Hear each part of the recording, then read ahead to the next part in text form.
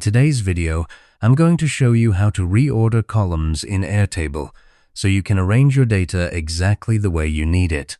If you find this tutorial helpful, be sure to like and subscribe, and let's jump right in. Start by opening your browser and heading over to Airtable. Once the page loads, click the Login button in the top right corner and sign into your account.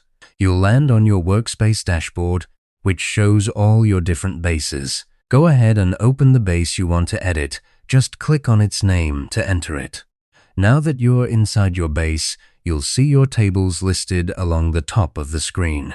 Click on the table that contains the columns you want to rearrange. Airtable tables work a lot like spreadsheets, so your data will be laid out in rows and columns across the grid. Take a moment to scan over your columns and find the one you want to move.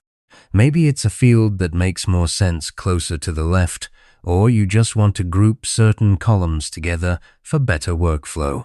Once you've located the column, hover your cursor over its header. That's the top cell with the field name. Click and hold down your mouse button on that header.